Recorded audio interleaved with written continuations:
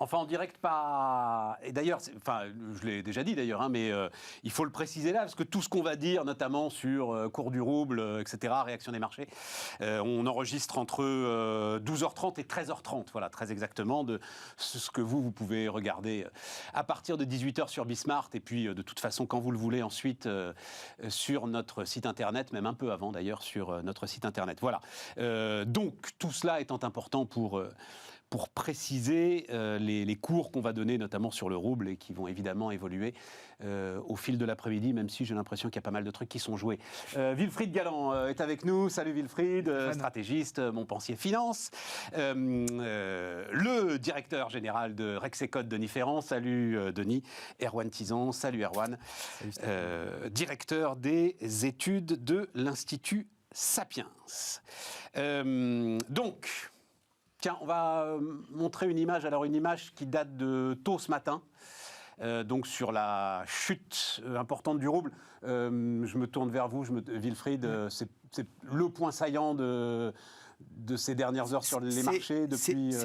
C'est en tout cas la résultante très importante de ce qui est en train de se passer. Voilà. Oui, bien sûr, c'est clair. C'est le facteur, je ne sais pas si on va le voir. Oui, sans doute, on va le voir. Là, donc, encore une fois, à 12h30, toi, tu as quitté 118, tes salles de marché il y a à peu près un quart d'heure, 20 minutes. Ouais. Et donc, on était sur une chute de quoi 40% à peu près de la valeur du rouble. À peu près, oui. En fait, ce qu'il faut voir, c'est que le rouble...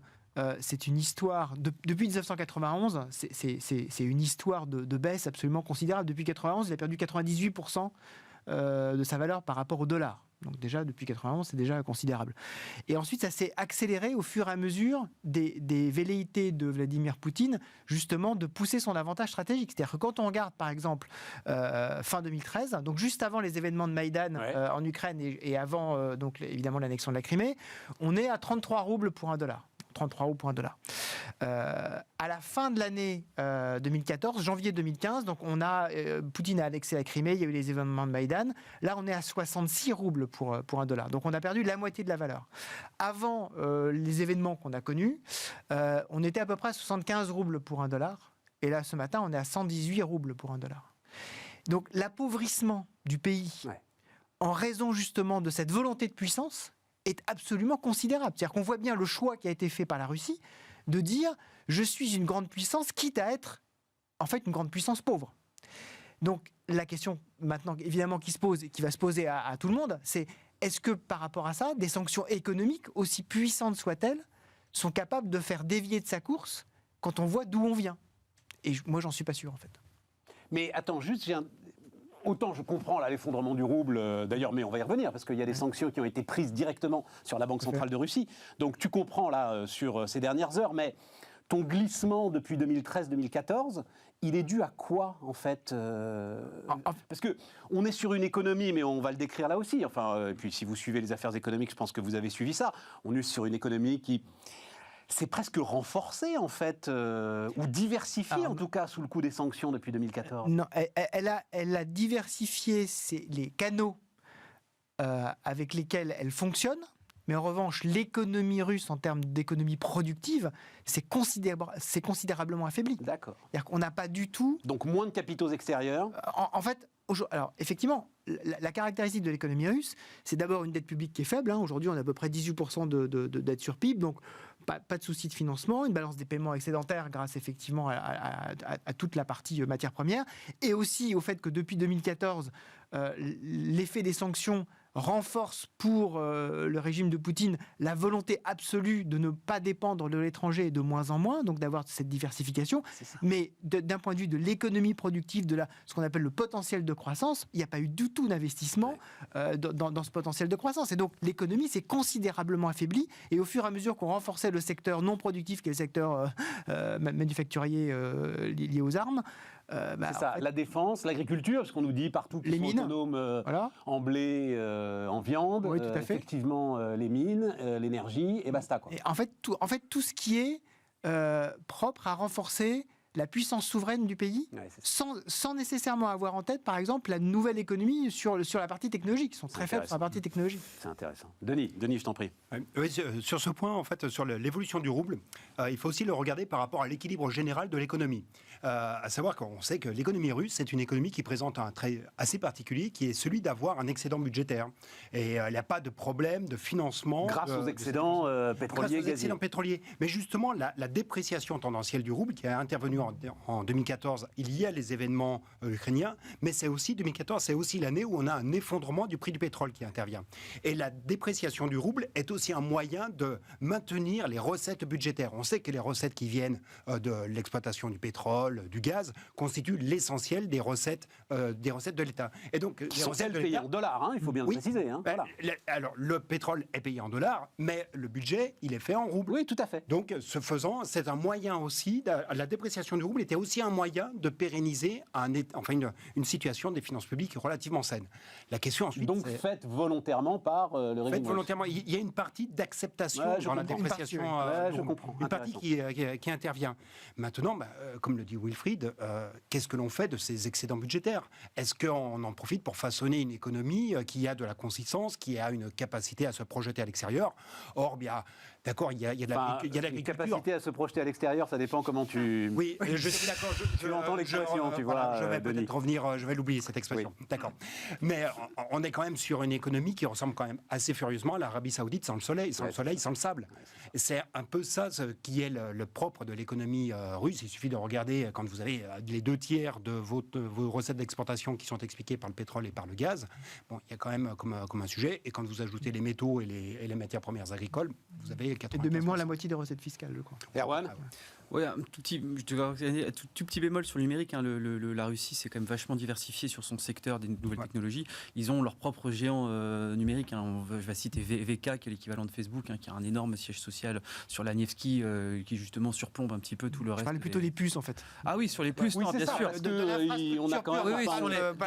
Bien sûr. Voilà, mais on est tous dans l'idée quand même de gars qui sont assez géniaux et sont capables de mettre par terre... Mais pas sur, au sens justement investissement, par exemple, chinois, sur la souveraineté, bien sûr, sur les composants premiers, c'est ça que j'avais en tête. Sur les applications, ils sont. D'ailleurs, c'est très drôle quand vous allez là-bas dans n'importe quel télémoc, c'est l'équivalent d'un McDo en fait, mais russe. Vous avez des bornes multiservices où vous payez à la fois votre abonnement téléphonique, votre loyer, commander une pièce d'identité. Enfin, ils ont un habitus numérique assez sympa. Alors qu'en parallèle, vous avez des mecs qui actionnent mécaniquement et manuellement des feux rouges pour justement soit à Moscou ou à Saint-Pétersbourg. Donc c'est aussi la dichotomie justement de ce pays. Après, sur on se pose beaucoup la question de l'efficience. Moi, j'entends beaucoup de personnes qui sont plus ou moins pro-russes en France qui disent que ça sert strictement à rien ce qu'on est en train de faire, etc. Attends, on va y aller dans le détail. Vas-y, si tu veux, mais restons sur le rouble de la Banque centrale. Parce que mais justement, c'est lié parce que ce qui est en train de se passer aujourd'hui, cette guerre justement monétaire avec les interdictions qui frappent la Banque centrale russe de dire vous ne pouvez plus racheter vos propres actifs, on gèle quelque part vos actifs. Voilà. C'est le nerf de cette nouvelle guerre justement. On sait très bien que militairement, c'est pas sur le terrain que ça va se jouer justement. Ce que jouent un petit peu les Occidentaux, c'est de dire on va essayer de jouer le pourrissement à l'intérieur justement de la Russie. Et là, on va frapper deux piliers qui sont l'opinion publique et les oligarques russes. Qu'est-ce qu'on va chercher? Parce que faut savoir qu'en Russie, quand vous allez sur place, vous n'avez pas de chaîne d'information qui commande toute la journée les déclarations du sous-secrétaire d'État aux personnes âgées. On l'a vu. Vous avez un habitus politique qui est beaucoup moins fort que ce qu'on peut avoir chez nous en Europe. En fait, les Russes votent pour deux choses. Ils ne votent pas de la même façon que nous, on vote en France. Mais quand ils votent sur deux questions centrales. Comment l'image de la Russie s'est-elle améliorée d'un point de vue international ces dernières années et comment mon pouvoir d'achat a augmenté ou s'est amélioré. Et là, en fait, du coup, c'est un petit peu le contrat social tacite, c'est-à-dire on vote pour un pouvoir qui nous assure ces deux piliers-là, et en échange, on s'en fout de quelque part, on s'assoit un petit peu sur le processus démocratique. Et là, ces deux piliers, justement, sont en train d'être complètement effondrés. L'image de la Russie s'est complètement affaiblie ces derniers jours. Vous avez énormément de personnes du milieu culturel, notamment et sportif en Russie, qui sont en train de démissionner, que ce soit vous avez des démissions à Bolchoï, vous avez des démissions dans les différentes fédérations qui vous disent, nous, en fait, on refuse justement cet effritement de l'image du russe. Et vous avez vous avez des files d'attente aujourd'hui sur les grandes places, que ce soit à Saint-Pétersbourg, mais surtout à Moscou, pour retirer de l'argent. Et vous faut 3/4 d'heure, 1 heure d'attente pour retirer de l'argent. Un argent qui, du moment où vous commencez à faire l'accueil, du moment où vous commencez à retirer vos roubles, perdent justement de leur valeur. Donc du coup, ces deux piliers-là sont en train de s'effriter. Donc là où les sanctions sont très intéressantes, c'est qu'en fait, en visant justement le pourrissement de l'opinion publique et en visant les oligarques qui du coup ne peuvent plus aller faire passer leur week-end à Courchevel et manger, boire une coupe de champagne sur la Côte d'Azur, et ben c'est comme ça en fait qu'ils sont en train justement de faire en sorte qu'il y ait une révolution de palais qui puisse s'opérer pour justement avoir un affaiblissement de. Et c'est pour ça que le rouble en fait c'est peut-être c'est peut-être ça l'arme nucléaire dont on dispose nous. C'est le bank run. Alors tu es dubitatif, mais c'est vrai que. L'histoire du bank run, donc, alors juste on allait aussi loin que ce qu'on pouvait. On le précise donc, effectivement, gel des avoirs de la Banque centrale russe, de ceux qui sont à l'étranger, enfin dans les pays occidentaux, voilà, dans les pays occidentaux concernés par ce gel. Le Japon participe à. C'est un tiers à peu près des réserves. C'est un tiers des réserves. Il y a à peu près 640 milliards de dollars des réserves au total de la Banque centrale russe, dont environ un peu plus de 200 milliards de dollars qui sont effectivement en dollars et en euros et donc à l'extérieur. Voilà, donc ça, premier point. Puis deuxième point, alors ce truc dont on parle maintenant très très largement depuis quasiment une semaine, SWIFT, et donc on sort les banques russes du système de paiement et de règlements internationaux, là encore des pays qui participent à cette affaire. Effectivement, est-ce que l'idée, c'est pas qu'on cherche un bank run, à provoquer un bank run on cherche... qui là est compliqué à gérer pour toutes les économies développées quand même les Russes. Hein. On cherche par tous les moyens à affaiblir l'économie et donc le pouvoir russe. Je suis totalement d'accord avec Erwan, ce qu'il vient de dire. Et ce qu'il faut quand même voir, c'est que dans l'histoire, des sanctions similaires sur des banques centrales, il y a eu 3 banques centrales simplement qui ont été ciblées, hein, la Corée du Nord, le Venezuela et l'Iran. Donc on n'est pas sur des tailles comparables. Donc, non, mais en tout cas, c'est ce degré d'ostracisme qu'on est aujourd'hui en train de mettre sur l'économie russe. Toute la question qui va se poser, effectivement, pour ceux qui ont un peu de mémoire, c'est qu'on a eu un effondrement du rouble en 1998, hein, puisque je rappelle que là, aujourd'hui, tout le monde dit la Banque centrale russe a monté ses taux à 20%. En 98, on était sur des taux de dette à court terme de 60%. Donc c'était encore bien supérieur. Et on a envoyé par terre le fameux fonds, le hedge fund LTCM, qui a failli faire tomber l'intégralité du système. Il a fallu que la Banque centrale de New York rassemble toutes les banques d'affaires américaines autour de la table en disant vous prenez votre part. Seul Bergson, ça refusait d'ailleurs pour l'anecdote. Vous prenez votre part des paumes pour éviter que ça s'effondre. Donc il faut vérifier quand même que ce système-là, on le maîtrise bien. C'est-à-dire qu'on est en train quand même si la Russie s'est progressivement isolée depuis 2014 du système, comment est-ce que ça va se gérer en termes de swap de contrepartie entre les différents acteurs financiers. On sait que les banques centrales vont devoir donner des lignes de liquidité en dollars, en euros. Partout quand même que l'exposition des banques occidentales, y compris Société Générale, est quand même très très très réduite aux banques russes aujourd'hui. Oui, n'oublions pas que lorsqu'une banque tombe, l'exemple assez récent de Lehman Brothers, où effectivement on avait ce type de commentaires en disant finalement il y a très peu d'exposition. En fait, ce qu'on a vu, c'est que via des produits qui étaient assis sur des actifs garantis par ces banques-là, en fait, l'exposition était de facto plus grande et on avait du mal à savoir qui portait le risque. Je pense qu'aujourd'hui, le risque est bien plus limité parce que justement, depuis 2014, la Russie a fait énormément d'efforts pour se déconnecter progressivement du reste du système financier. Donc, je ne pense pas qu'il y ait ces sujets-là. Mais on va le savoir au fur et à mesure du temps. Là, la fameuse résolution LTCM en 98, ça a pris plusieurs mois pour avec des à-coups de marché, pour qu'on sache exactement comment est-ce que ça allait se résoudre. Donc attention à ça quand même. Denis ? Oui, c'est vrai que c'est vraiment cette... c'est passionnant parce que on a déclenché un truc dont on ne mesure pas forcément les conséquences. Mais moi, j'ai bien aimé, je crois que c'est une clé importante, c'est le chef économiste de COFAS, je crois, qui a dit ça récemment. Il ne peut pas y avoir de sanctions valables qui ne nous touchent pas nous-mêmes. Bien sûr. Bien sûr. Il y a un effet boomerang étanche. Voilà, c'est impossible, on est d'accord. Ouais, et c'est là que l'on voit d'ailleurs la schizophrénie. Il y avait ce sondage qui a été évoqué ce matin avec une volonté assez forte dans la population d'augmenter les sanctions. Mais en revanche, dès lors qu'elles vont toucher le pouvoir d'achat, on est beaucoup plus réticent à voir ces sanctions s'imposer. Donc on retrouve un peu cette schizophrénie. Quel est le véritable prix des valeurs que l'on professe. Mais c'est vrai que pour compléter sur ce que disait Wilfried, toute la question est bien de savoir aujourd'hui qui est-ce qui va être pris sur la photo. La photo des paumes qui vont intervenir parce que on voit bien, actuellement, ce sont plutôt les bancaires qui sont en train de souffrir sur les marchés. Oui. Qui est-ce qui porte encore dans ces bilans Société Générale, c'est fait quand même. Ils ont bien dégusté à la fin de la semaine dernière. On sait sur les fonds. C'est à peu près stabilisé. Il y a des sur les fonds, on le sait moins. Exactement. En fait, toutes les questions, c'est qui porte dans les fonds. dans les fonds privés. Ouais. Voilà, donc parce qu'effectivement, on sait, la Société Générale, Raiffeisen, Unicredit, tous les noms Ça, sont c'est sortis. contrôlé, ça, c'est suivi. Voilà, c'est contrôlé, Ça, c'est c'est suivi. suivi. Mais pour le reste, on ne sait pas qui porte véritablement la dette in fine. Bah, on va savoir. En fait, on va le savoir. Mais alors, ce qui est très intéressant pour rebondir sur ce que disait, C'est bon, Denis à l'instant, c'est que, en fait, le vice-premier ministre néerlandais, qui est quand même réputé comme étant extraordinairement strict sur les finances publiques et sur l'inflation, on lui posait la question hier sur mais est-ce que ça va pas, question vraiment d'un journaliste néerlandais, quoi. Mais est-ce que ça ne peut pas quand même renforcer l'inflation? Bon, évidemment, la réponse est oui. Mais on se posait nous-mêmes la question autour de ce plateau jeudi après-midi. Et donc le vice-premier ministre a dit l'inflation plus importante sera probablement le prix à payer pour combattre Vladimir Poutine. Exactement. Et ça, je trouve que c'est très intéressant de savoir qu'effectivement, le prix à payer, on va le retrouver chez nous. Oui, mais alors les gars, là, Oui. tant qu'on achète son gaz en dollars, c'est-à-dire, là, il y a quand même un moment où nos sanctions, elles-mêmes, on va dire, notre détermination, le test de notre détermination, c'est quand même cette histoire de gaz. C'est la raison pour Et là, laquelle... on est dans une schizophrénie Non, totale. c'est la On vient raison. de décrire là des sanctions financières et monétaires sans précédent. Mais c'est la raison l'instant, pour on envoie laquelle, les dollars c'est la tranquilles raison pour pour payer le laquelle gaz. Robert Habeck, donc ancien patron des Verts en Allemagne et Ministre de l'économie. ministre de l'économie allemand, a dit hier soir qu'en fait, il était prêt à reconsidérer la fin du nucléaire en Allemagne. Tout à fait. Donc effectivement, c'est en disant non, on va peut-être pas arrêter les centrales.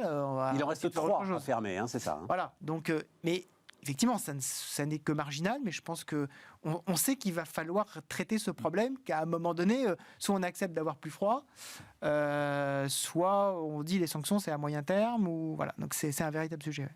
D'autant que pour compléter sur le rôle des banques centrales, en fait, couper l'énergie, couper l'approvisionnement en dollars, serait aller encore un peu plus dans le sens de ce que l'on fait vis-à-vis de la Banque centrale. Ah ben oui. C'est que la Banque centrale, en fait, justement, demande aux entreprises russes de remonter Tout les à devises à destination du système central des paiements russes. Donc, forcément, si on continue de payer du gaz et on va continuer de le payer en devise forte, eh bien, à ce moment-là, c'est aller contre ce que l'on met en place vis-à-vis de la Banque centrale. Erwan, cette histoire... Parce que la schizophrénie, elle est des deux côtés. Hein.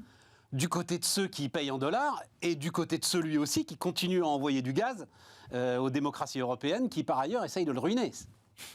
Même pendant la guerre froide, vous aviez encore des échanges entre le bloc de l'Ouest et le bloc de l'Est. Il faut toujours séparer l'économie de la guerre. À ce niveau-là. Non, mais le problème, c'est qu'il y a une interdépendance. Après, ce qui est intéressant, c'est qu'on a eu ce week-end la création d'une Europe de la défense. Je rappelle 52, 53. Je vais très vite, là. Tu vas... Ah non, mais Restons sur l'énergie, là. Non, mais justement, on va y aller sur ton Europe de la défense. Justement, peut-être qu'on est en train aussi de créer une Europe de l'énergie. Ce soir, vous avez Emmanuel Macron qui reçoit Ursula von der Leyen et le Premier ministre allemand, justement, le chancelier allemand, justement, pour discuter de cette question énergétique. Vous avez ce matin le DG d'Orano qui s'est dit, de toute façon, moi, je mets mon expertise à disposition. Si jamais il y a besoin de repousser le démantèlement de certaines centrales, puisqu'il y a 2023-2024 en Allemagne, 2025 en Belgique, moi, je peux le faire. Je peux même, si vous voulez, vous montrer comment est-ce qu'on peut en construire très rapidement. De nouvelles très rapidement. La Belgique, attention, parce qu'Engie a prévenu que, en fait, la différence de l'Allemagne, Engie est très claire sur le fait qu'il y a un point de non-retour qui a été franchi en Belgique et qu'on est obligé de les fermer. Mais c'est plus possible. Non, là-dessus, ils sont catégoriques. En période de guerre, on peut toujours justement avoir de l'imagination ou en tout cas... Avec le nucléaire, je suis pas sûr. L'imagination avec un réacteur nucléaire... Je suis pas expert là-dessus, mais vu que c'était 2025, le début de l'infléchissement de la... Regardez. Non, faut pas regarder. De la même façon que tu vas dire à EDF, malgré les fissures, de rallumer les trucs. Non, tu peux pas. Mais donc du coup, c'est pour ça que le fait d'être justement dans le piège russe par rapport au gaz... Exactement. En plus, il y a des vidéos, il y a plein d'archives qui sortent sur les réseaux sociaux ces derniers jours justement là-dessus. Il y avait Vladimir Poutine, une déclaration de Vladimir Poutine absolument hallucinante devant des dignitaires allemands, justement, qui disait de toute façon, vous êtes en train de vous mettre pieds et poings liés en refusant le nucléaire et en action. Donc il leur dit clairement, c'était 2013-2014, il leur dit, moi je suis ravi de cette décision et je l'accueille avec grande joie. Donc tu vois, Scholz donc a dit hier soir, on va construire en accéléré des terminaux pour le gaz naturel liquéfié. faut 2 ans pour faire un terminal de GNL, point à la ligne, quoi. Même si tu mets toutes les équipes de BMW et d'Audi à faire ton terminal, quoi. Faut 2 ans. Ouais, point, faut 2 ans. Est-ce qu'on a décidé Même si c'est Elon Musk qui fait le terminal. Quand est-ce que les Allemands ont décidé de sortir du nucléaire? En 2011. Depuis quand y a-t-il des sanctions vis-à-vis de la Russie? Depuis 2014. 2 ans pour construire des terminaux méthaniers. Bon, ben, voilà, je pense qu'il y a aussi un défaut d'anticipation sur lequel les Européens ont quand même sérieusement à se pencher. Ah, c'est clair. Et donc on vit tranquillement avec cette schizophrénie, c'est je te tiens, tu me tiens par la barbichette, et on peut penser que cette crise va continuer à évoluer avec nous qui payons le gaz et eux qui nous livrent le gaz. Ouais, probablement, et pour rebondir sur ce que disait Erwan, il ne faut pas oublier quand même que dans l'Union européenne, il y a un pilier de l'Union européenne qui existe toujours, qui s'appelle Euratom, qui est le pilier de l'énergie nucléaire, qui a été signé en 1957, mais qui reste toujours en vigueur, et dans lequel les Allemands sont. Alors, ils ne sont jamais sortis. Hein. Et il stipule quoi, ce pilier? En fait, c'est le même, c'est un peu la même organisation que la communauté du charbon et de l'acier à l'origine. C'était pour échanger des informations sur le nucléaire et construire une Europe du nucléaire en imaginant que, déjà à l'époque, le charbon allait progressivement péricliter et surtout, on allait devoir s'approvisionner à l'extérieur et donc avoir des problèmes de souveraineté et de dépendance en Europe. C'est quand même assez visionnaire à l'époque. Et donc l'Italie qui est encore... C'est quoi? C'est 57, 58 ça? 57, et ça existe toujours. Donc en fait, les infrastructures existent pour essayer de construire cette nouvelle... oui, mais enfin bon, là... il faut du temps. Non, mais alors, mieux vaut tard que jamais. Un terminal méthanier, c'est 2 à 3 ans. C'est Pouyanné qui a donné ce chiffre. Hein, là. Donc c'est 2 à 3 ans. Centrale nucléaire, c'est 6 ans. Oui, au mieux. Au mieux. Vas-y, Denis, je t'en prie. Sur l'énergie, alors il y a le problème des méthaniers, enfin des terminaux pour les méthaniers. Il y a aussi la question de la capacité à produire. C'est assez intéressant de regarder comment se sont exprimés les États du Golfe. Enfin, en l'occurrence, un État du Golfe qui était à l'ONU et qui s'est abstenu au moment du vote vis-à-vis de la Russie. C'était les Émirats Arabes Unis. Et quand il y a actuellement une pression américaine importante pour augmenter la production de pétrole, je ne parle pas du Qatar qui est encore sur une autre problématique, mais pour l'augmentation du pétrole, pour l'instant, l'Arabie Saoudite fait la sourde oreille. Donc il y a aussi un jeu géopolitique qui n'est pas évident. Peut-être que c'est parce que la Chine va commencer à bouger et à dire aux États du Golfe, bon écoutez, il faut peut-être augmenter votre production, qu'à ce moment-là, on aura un peu d'accroissement de cette production. De manière très intéressante, je regardais juste avant, parce qu'il y a le cours du rouble à regarder, il y a aussi les taux de fret maritime qui sont à regarder. Jusqu'à présent, dans les taux de fret maritime, c'était que les porte-conteneurs qui avaient flambé l'année dernière, on sait l'envolée qu'il y a eu. Depuis quelques jours, on voit le prix des tankers qui commence à monter très fortement également. Donc, les jeux de substitution, il ne va pas être vraiment évident à mettre en place. Sachant que tu as de la souplesse sur le pétrole, tu n'en as pas sur le gaz. C'est-à-dire, l'émir du Qatar était à Washington. Mais c'est là où tout cela est quand même très, très intéressant. Parce que, moi, je trouve qu'on ne dit pas assez à quel point les Américains nous donnent quand même une leçon même de renseignement. C'est-à-dire, il était de bon ton de se moquer de Joe Biden il y a 15 jours, parce qu'il donnait la date de l'invasion. Il paraît assez clair que quelqu'un avait vu des plans avec des dates et avec des choses assez précises. Bref. Et donc, l'émir du Qatar était à Washington pour dire, je suis désolé les gars, mais toutes nos capacités sont vendues. On a des contrats à long terme. On a des contrats à long terme. Tu peux pas comme ça. C'est beaucoup plus compliqué en fait qu'avec le pétrole que de réallouer. Enfin, tu peux pas augmenter ta production et tu peux en réallouer, disait-il, 10-15% maximum. Donc oui, tu es bel et bien piégé. Encore un mot là-dessus, sur cette histoire énergétique Non, il y aura effectivement Denis citait le prix de nos valeurs. C'était tu disais ce prix de nos valeurs, c'est le titre de l'excellent bouquin de Tesmar et Landier qui est sorti il n'y a pas très longtemps. Ouais. Là, on va avoir une manifestation à grandeur nature justement du prix de nos valeurs. C'est bien beau de mettre des drapeaux ukrainiens sur Facebook et sur Twitter, mais la vraie résistance pour aider justement le peuple ukrainien, ce serait de dire moi j'accepte de payer ma facture d'électricité ou de gaz beaucoup plus cher, j'accepte de perdre 300, 400, 500 euros de pouvoir d'achat. Prix, c'est acceptes de couper le chauffage. Il y aura des mécanismes de prix qui se feront, l'ajustement se fera par les prix. Quand tu auras une explosion, c'est là où justement tu diminueras ta consommation.